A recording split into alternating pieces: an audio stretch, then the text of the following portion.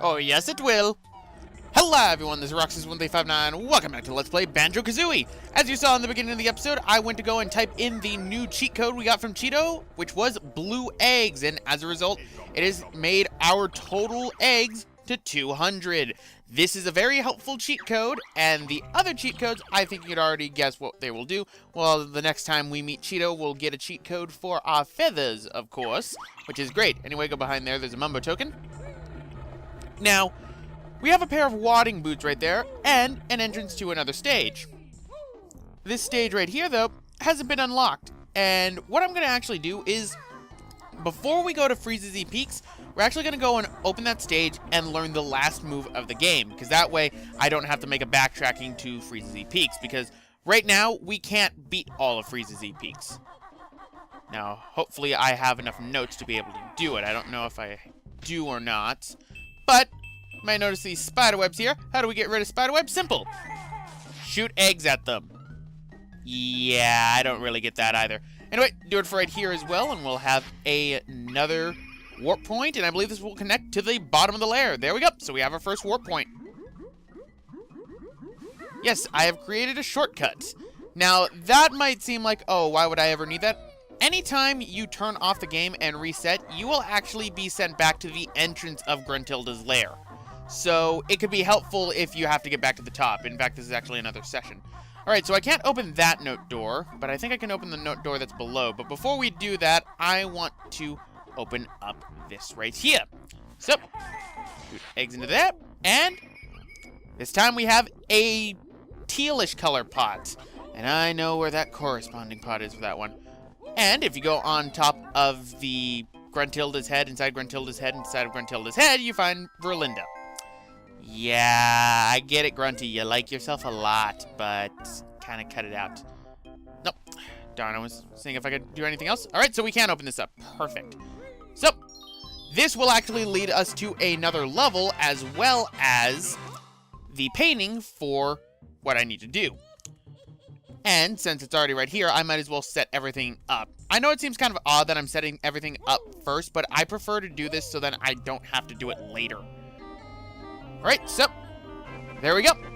And we've unlocked the stage that's after Freezeezy Peak that we're going to go to before Freezeezy Peak. Gobi's Valley. Now, the reason why for Gobi's Valley first is I need to get the actual, move inside there so then we can entirely finish Freezeezy Peak, which is one of my favorite levels in the game. Anyway, you can see Verlinda is up over there as well as a little hole. But if we go inside over here, we will actually find the entrance to another level, which is actually another one of my more favorite ones. And the reason why we're just coming in here is so that I could set it up for later.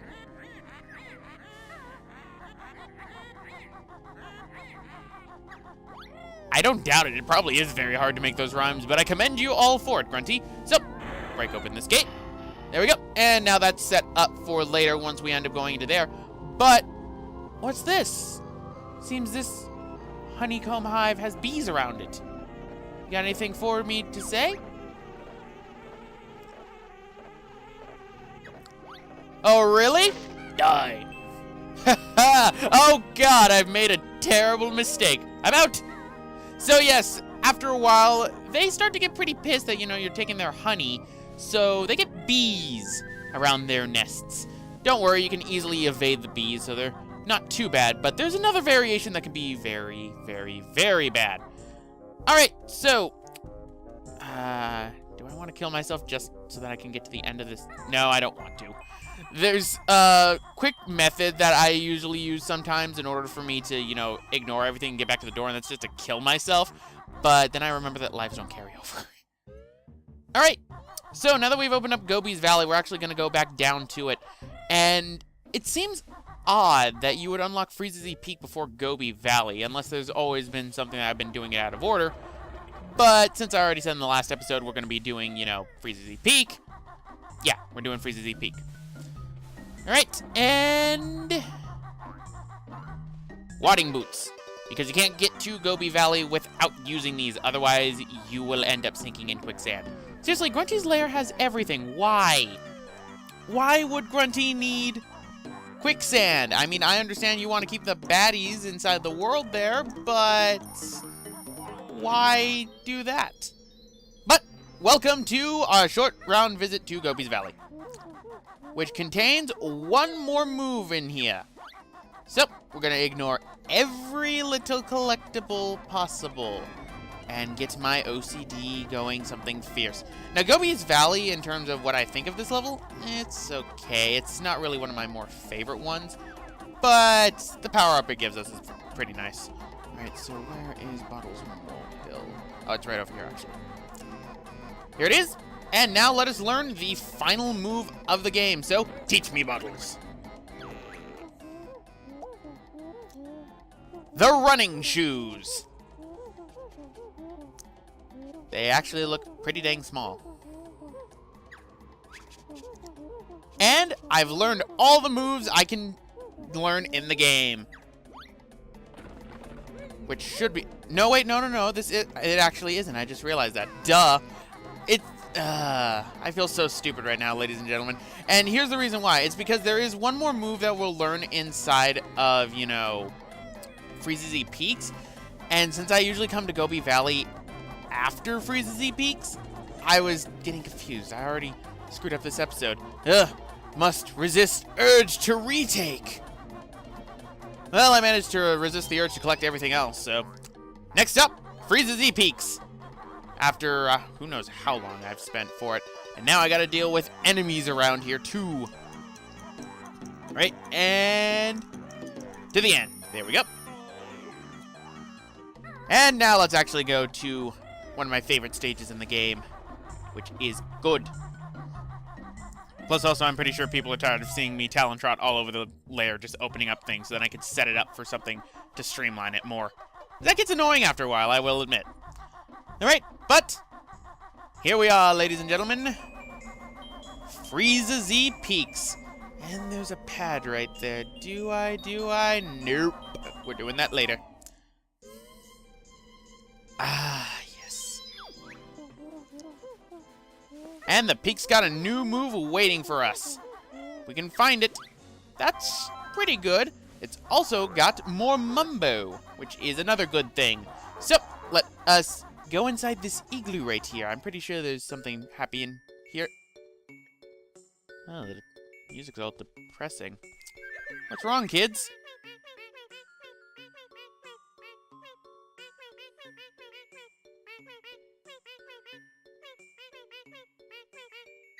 You're more concerned about the presents than your actual father. I don't know how I feel about that, kids. I mean, I'm sure your father is trying his best. I mean, what father would leave 3 kids crying without... Oh.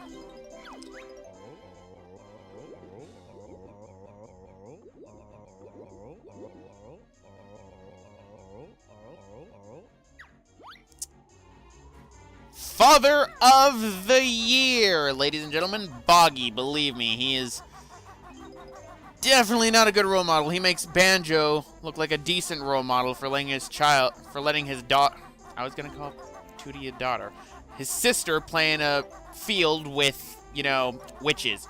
I hate these steep inclines like that.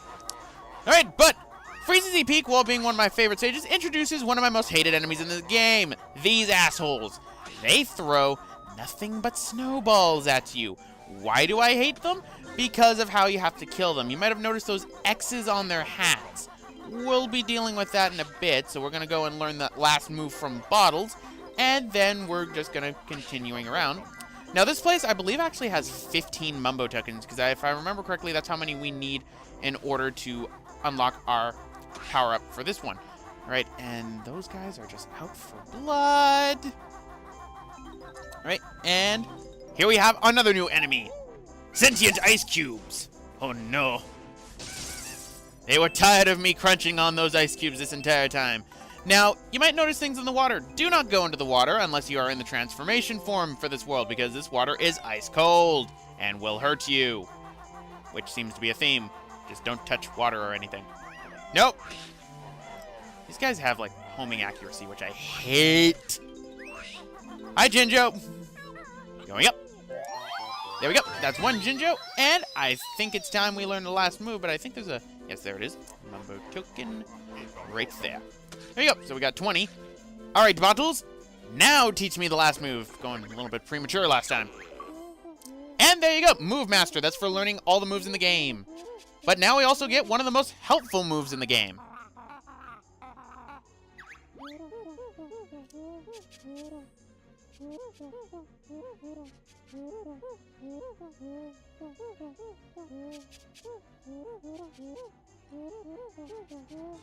That's not the thing you need to worry about with this move. Well played, Banjo. You've now learned all the moves in the game. Thank you, Bottles. But that's not the thing to watch out for with the beak bomb attack. No, it's not that it takes up a feather. It's the fact that the beak bomb, if you hit a solid wall, you will take damage. And if you're not careful, you will tumble down and hit the floor and take more damage. It's very dangerous at times, believe me. So, I think you guys can tell why I hate the snowmen.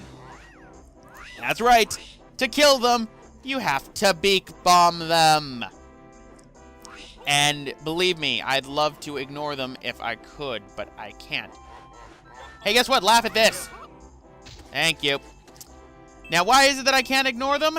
Because, 1, they give you a Jiggy. 2, one of them has a honeycomb, which I just so managed to clearly do. If I do this all my first try, I swear, because in my practice file, these guys gave me a hard time. The hard part about setting up a beak bomb, too, is when you miss like that. Okay, thank goodness I managed to hit that. Whew. I hate these guys so much, and I better avoid that walrus because he'll cause a cutscene to happen that might screw me over. Yeah, laugh at this. Die. God, I hate these guys. Die. Oh, thank you. Whew. All right. And for killing them all, you get a Jiggy. But we're not done in the air with the beak bomb yet. Oh, no. We need to hit some other things. Namely, these buttons. Right, and hit. There we go. That's 1. Now, I find that in my practice file, I ended up taking a lot of damage from these buttons because I hit them in the spot where it activated them, but at the same time, it decided, hey, guess what? I'm going to do damage to you, too. Right, and button number 3, and once you hit that, another Jiggy gets shat out. Ew. Alright, and since we're already up here, I might as well skip platforming all the way up to the snowman. Get the Jiggies, although I am going to have to backtrack for notes, but I think we should help Boggy out. Whee! Mumbo token, and there you go. You know, you're lucky that you didn't get impaled by your sled. Wait, what was your sled doing on the top of this giant snowman? Alright. So, I'm going to assume Boggy's going to just go out, you know, and go and find his children's presents. I mean, Boggy is such a wonderful father. He's clearly going to go out of his way right now to go and find all those presents for his children. Why, no! He's ready to start sled racing. Oh, Boggy, you are a terrible father. So, why is it that I ended up getting the speed shoes before coming into Freezeezy Peaks? There are 2 races against Boggy. The first one, we're going to be on a sled, but we're a little bit too big for that one, so we're going to need Mumbo's transformation for that. The second reason is you have to do it as Banjo and Kazooie with the speed shoes, which is a lot harder than it sounds, believe me. And that's why I went to get the speed shoes, otherwise I'd have to backtrack. But let's go and start collecting all these Jiggies that I started setting up already. So, let's grab that. And there's one of the children's presents, so we're going to be a better person than Boggy. Oh, I will be giving you to someone sad, and then they will violently rip you open. Because isn't that what Christmas is all about? Ripping open that shiny, shiny wrapping paper. Right, so there is our first honeycomb piece. The second one, we're going to need the transformation in order to get. Ginger right here. Right, and let's grab more of the notes. Now, why is it that I like Freezeezy Peak so much? I guess it's honestly, I'm a snucker. I'm a sucker for snowy areas in games, despite me hating ice physics, the true irony.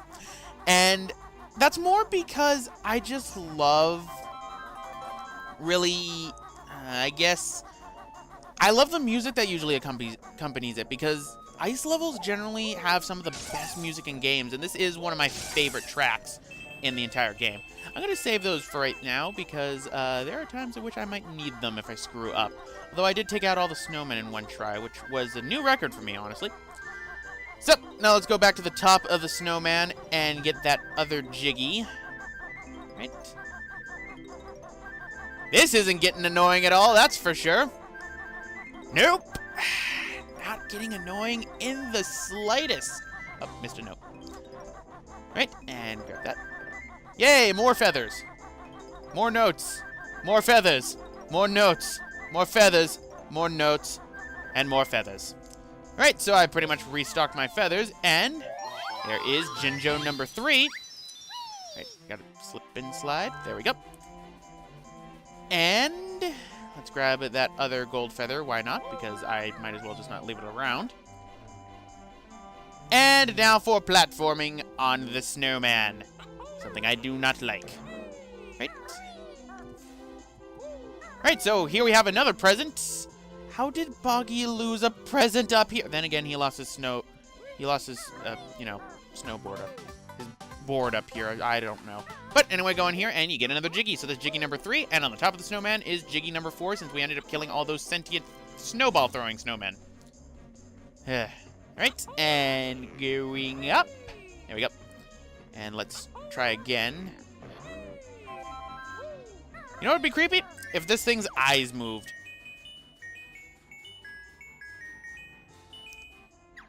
Don't worry. Nice warm backpack indeed. Right, so now let's get to the top. I honestly think this is actually one of the tallest stages in the game in terms of everything, and I don't know. Okay, whew. Now another thing is you do a little drop after you end up, doing a beak bomb, so watch out for that too, because if you get too low on a few things, you can end up dying. Believe it or not, I have died in the final boss because I hit the death zone when I was beak bombing. But either way, here's the number 4. There we go. And now to carelessly grab all these notes that are on the edge. It might be safer for me to talon trot. Yeah, because you don't slide when you're talon trotting. I just realized that. I've played this game 6 times and I never realized that. I guess it's because I'm more scared of talon trotting off the edge, which is a reasonable fear. Right, and ow! God dang it, that wasn't high enough for me to do damage to myself. Now, there should be nothing but eggs on here, so let's... Okay, that could have gone bad. That would have killed me. Don't want to die now. I missed that note. Well, it's a good thing I went back down here to grab these honeycomb pieces then. Alright, so let's go back down then. Skipping areas. Thank goodness, not dying. Ow! I stand corrected. My pain. Ooh. Hi, Mr. Walrus. You're holding a Jiggy. I want it! Oh no! Where? Oh, you mean me. So, this walrus is afraid of us. For good reason. I mean, we are a bear, after all. And every time we get near him, he will end up running away. So, what we're going to have to do is we're going to have to use our prowess and our mumbo abilities to be able to coerce him out of that Jiggy. This is the episode in which I'll forget how to talk. Huh. Maybe I should go back to I mean, it's only not like I'm going to college or anything. No. I talks good. Alright, so let's go and hit that grunty switch now, and then while we're right here, we might as well do another mission. But first, grunty mission. Grunty mission. Grunty switch. Again, I talks good. And that opens up the Jiggy right there. You can see now why I avoided going up there. I just wanted to set up for the Jiggy. So, what is this box?